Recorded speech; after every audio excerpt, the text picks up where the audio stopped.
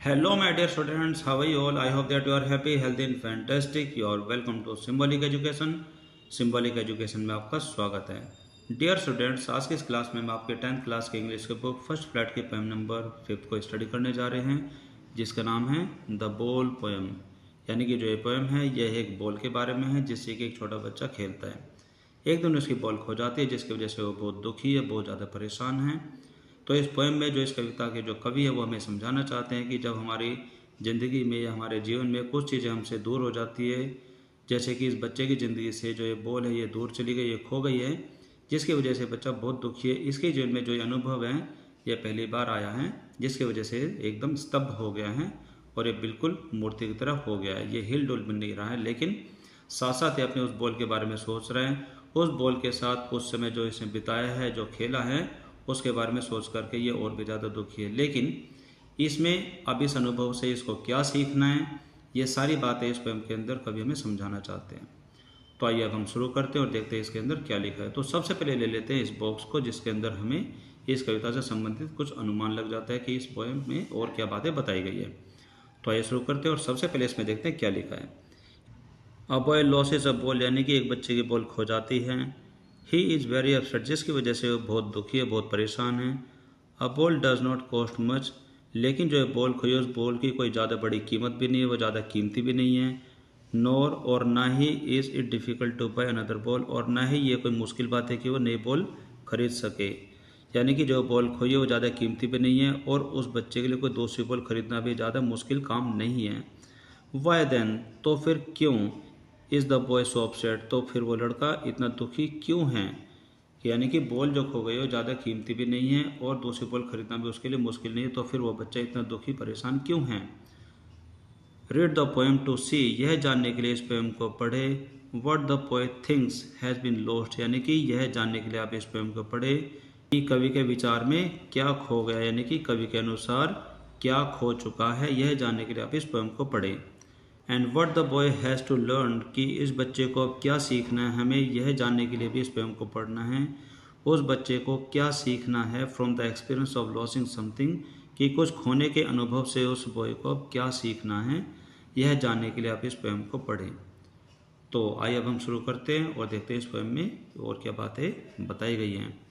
तो इसकी शुरुआत में लिखा है कि what is the boy now, यानी कि अब वह लड़का क्या है, यानी कि अब उस लड़के की मनोस्थिति यानी कि मानसिक स्थिति क्या है कि जब उसकी बॉल खो गई है. Who has lost his ball, कि जिसने अपनी बॉल को खो दी, यानी कि जो अपनी बॉल को खो चुका है उसको खोने के बाद वह लड़का अब क्या है, यानी कि उसके मन में अभी क्या चल रहा है. What is he to do, यानी कि अब उस बच्चे को क्या करना है, वो क्या करने वाला है. आई सो इट गो, अब बच्चा ये महसूस करता है, वो कहता है कि आई सो इट गो, मैंने इस बॉल को जाते हुए देखा.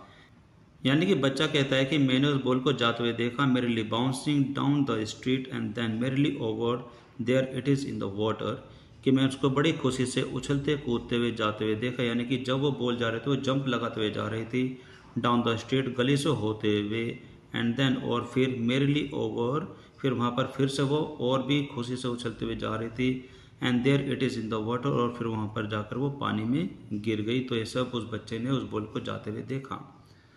अब यहाँ पर कवि हमें बताना चाहते हैं कि जो चीज़ें हैं हमारी लाइफ में, जो भी वस्तु हमसे जुड़ी हुई हैं, वो स्वाभाविक रूप से हमारे मन से, हमारी भावना से जुड़ जाती हैं, जिसकी वजह से हमें उन वस्तुओं से लगाव हो जाता है. लेकिन साथ साथ कवि अब हमें ये भी बताना चाहते हैं, लेकिन जो ये सारी जो वस्तुएं हैं वो हमारे साथ एक निश्चित समय के लिए रहती है. हर एक वस्तु को हमसे दूर हो जाना होता है, चाहे वो खोने के डर से हो जाए, चाहे वो किसी टूटने के डर से हो जाए. यानी कि या तो वो चीज़ें हमसे खो जाती हैं, फिर वो टूट जाते हैं, यानी कि वो हमसे किसी न किसी बहाने से दूर हो जाती हैं. तो यही प्रकृति का नियम है कि जो वस्तु हमारे पास होती है वो एक न एक दिन हमसे दूर हो जाती है और सबका एक समय निश्चित होता है. आगे हमें कभी समझाते हुए कहते हैं कि नो यूज टू से, अब यह कहने का भी कोई फ़ायदा नहीं है, कोई लाभ नहीं है, इसका कोई भी मतलब नहीं बनता है. ओ देर आर अदर बॉल्स, कि हम बच्चे को ये कह सके कि और भी तो बॉल हैं, और भी तो गेंद हैं, तो यह भी कहने का बच्चे को कोई भी लाभ नहीं है. An ultimate shaking grief fixes the boy, an ultimate shaking grief fixes the boy, उस लड़के के जीवन में जो मन को हिला देने वाला जो दुख है, यानी कि अल्टीमेट शेकिंग ग्रीफ का मतलब होता है मन को हिला देने वाला जो बहुत बड़ा जो दुख होता है, उसने उस बॉय को फिक्स कर दिया, यानी कि उसको जड़वत कर दिया, यानी कि वो एकदम निशब्द, एकदम स्तब्ध बन करके वो रह गए हैं और वो हिल भी नहीं रहे, एकदम जड़ हो गया है। एज ए स्टैंड, और इसी तरीके से वो उस जड़वत हालात में वो खड़े होता है, एकदम कठोरता से वो खड़ा होता है। ट्रेमलिंग, और कांपते हुए। स्टेयरिंग डाउन, और नीचे टकटकी लगाते हुए देखते हुए, यानी कि जहाँ पर उसकी बॉल जा कर के गिरी थी उसी जगह के वो लगातार देखते हुए। All his young days into the harbour where his ball went, यानी कि जहाँ पर उसकी बॉल जा कर के गिर जाती है, यानी कि खो जाती है, वह एक बंदरगाह का एरिया है जहाँ पर उसने अपने बहुत सारे दिन, ऑल हीज यंग डेज, यानी कि जब उसने अपने और भी जो दिन बिताए हैं वहाँ पर वो खड़े होकर के उसी जगह को देख रहा है जहाँ पर उसकी बॉल जा कर के गिर गई है। यानी कि कवि इन पंक्तियों से हमें समझाना चाहते हैं, इनका भाव यह है कि नो यूज टू से देयर आर द बॉल्स, अब ये भी कहने का कोई लाभ नहीं, अब ये भी कहने का कोई मतलब नहीं है कि और भी बॉल हैं। An ultimate shaking grief fixes the boy, जो उस बच्चे के जीवन में जो ये बहुत बड़ा दुख आया है कि उसकी बॉल खो गई, जिसकी वजह से वो बच्चा एकदम स्तब्ध हो गया है, एकदम स्टैचू बन गया, मूर्ति की तरह एकदम वो फिक्स हो गया है। एज ए स्टैंड रिजिड, कि जब वो खड़ा हुआ है तब भी वो कठोरता से खड़ा हुआ है। ट्रैम्बलिंग, घबराते हुए। स्टेयरिंग डाउन, और जिस जगह पर उसकी बॉल जा करके गिर जाती है उसी जगह को वो टकटकी लगा करके वो देखता है। All his young days into the harbour where his ball went, और जहाँ पर उसने अपना समय बिताया है, अपने जो पुराने दिन बिताए हैं, उन सारे दिनों को याद करते हुए वहाँ पर वो खड़े होकर के उसी बॉल की जो जगह जहाँ पर वो गिर जाती है उसको खड़े होकर के वो टकटकी लगा करके देखता है। तो कवि हमें समझाना चाहते हैं कि जब भी कोई संसारिक वस्तु हमसे दूर हो जाती है तो हमें ज़्यादा दुखी नहीं होना चाहिए, उन वस्तुओं से हमें ज़्यादा मोह नहीं रखना चाहिए। उसको खो जाने के बाद हमें दूसरी वस्तु के बारे में सोचना चाहिए और जीवन को आगे बढ़ाना चाहिए, क्योंकि जीवन हमारा रुकना नहीं चाहिए।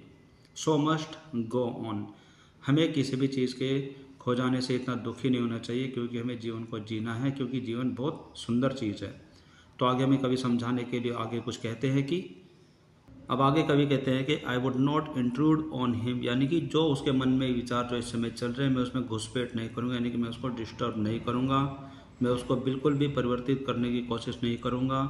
A time another ball is worthless, यानी कि कुछ ही पैसे की, यानी कि जो अमेरिकी डॉलर का जो 10वां पार्ट होता है उसको बोलते हैं टाइम, कुछ ही पैसों की, यानी कि लगभग 10 पैसे की जो बॉल है इज़ वर्थलेस, उसकी कोई भी कीमत नहीं है।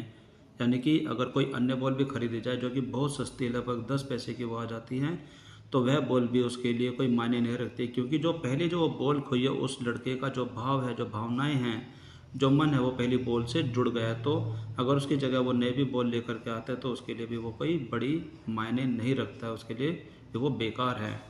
नाउ, और अब, ही सेंस इज फर्स्ट रिस्पॉन्सिबिलिटी, अब वो कुछ सीख रहा है, उसकी पहली जो जिम्मेदारी है वो सीख रहा है।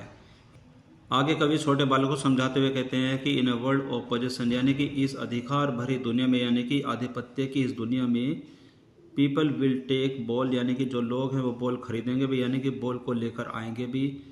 Ball will be lost always, और उनकी बॉल हमेशा खो भी जाएगी, यानी कि बॉल वो लेकर आएंगे भी और बॉल खो भी जाएंगी। लिटिल बॉय, यानी कि छोटे बच्चे की इस अधिकार से भरी जो दुनिया है, यानी कि आधिपत्य की जो दुनिया है, इसमें जो लोग हैं वो बॉल खरीदेंगे भी और उनकी बॉल खो भी जाएगी। आगे फिर वो समझाते हुए कहते हैं कि and no one buys a ball back, और कोई भी व्यक्ति पुनः बॉल को नहीं खरीदता, यानी कि कोई भी व्यक्ति पहले वाली बॉल को कभी नहीं खरीदता है। मनी इज एक्सटर्नल, मनी यानी कि जो धन है वो तो बाह्य वस्तु है, यानी कि आंतरिक कोई वस्तु नहीं है। यानी कि कवि यहाँ पर कहना चाहते हैं कि जब बॉल खो जाती है तो हर कोई व्यक्ति नई बॉल को खरीदता है, पुरानी बॉल को कोई नहीं खरीदता है, क्योंकि यही जीवन का सत्य है।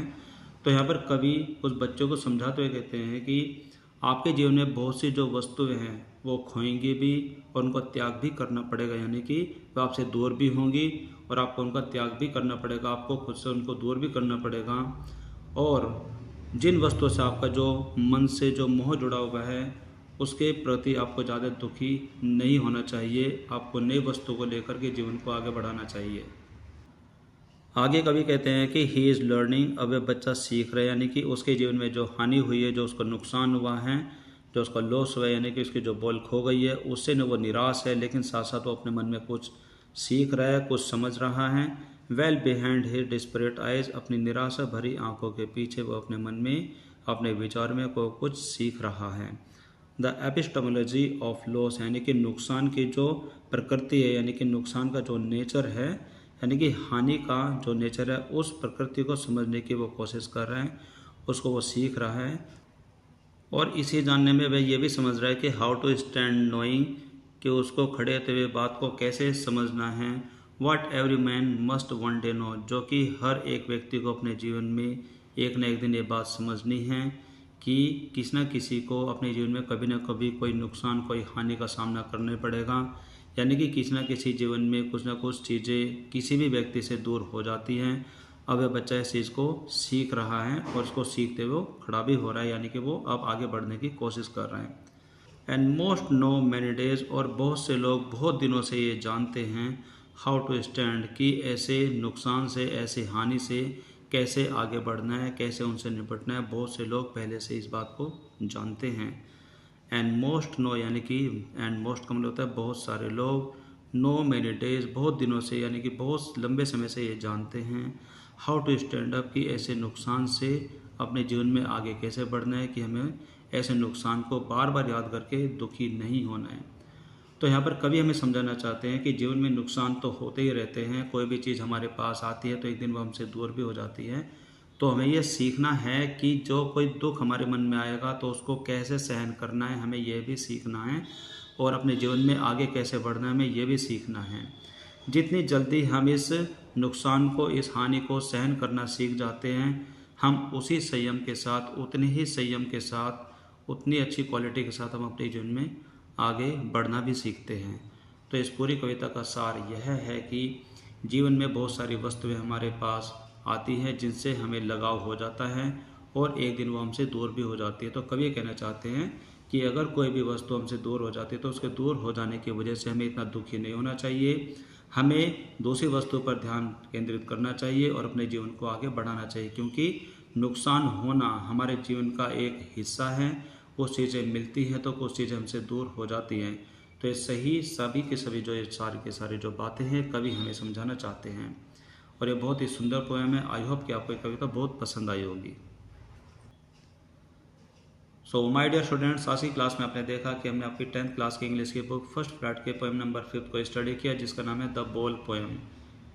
यह बहुत ही सुंदर कविता है जिसमें कवि हमें बताना चाहते हैं कि जीवन में नुकसान तो होते रहते हैं। कुछ वस्तु हमारे पास आज है तो हो सकता है कि कुछ वस्तु हमसे कल दूर हो जाए, जो कि टूट जाए, खो जाए। तो इस बात को लेकर के हमें ज़्यादा दुखी नहीं होना चाहिए। हमें जीवन में सदा आगे बढ़ना चाहिए और हमें एक वस्तु के खो जाने से इतना दुखी ना होकर के हमें नई वस्तु को लेकर के जीवन को आगे बढ़ाना चाहिए, क्योंकि हमारे जीवन बहुत ही सुंदर है जिसमें हमें कभी भी निराश नहीं होना चाहिए। हमेशा खुशी से जीवन को बिताना चाहिए, जो कि हमें ईश्वर की तरफ से बहुत बड़ा तोहफा है। तो आई होप कि आपको ये कविता बहुत पसंद आएगी। तो आज की क्लास में सिर्फ इतना ही। This is all for now for today's class.